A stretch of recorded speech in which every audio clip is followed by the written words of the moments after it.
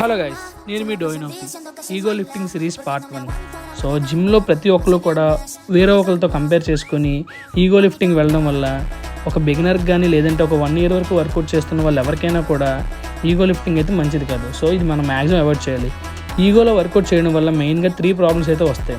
1, injury prone, అలానే slow growth and late relaxation of muscles, అలానే slow growth in strength and muscles. So injuries వల్ల అయితే మనం వర్కౌట్ని full ప్లేజ్కి అయితే చేయలేం, అలానే జిమ్కి కూడా మనం దూరం అయ్యే ఛాన్స్ అయితే ఎక్కువ ఉంటాయి.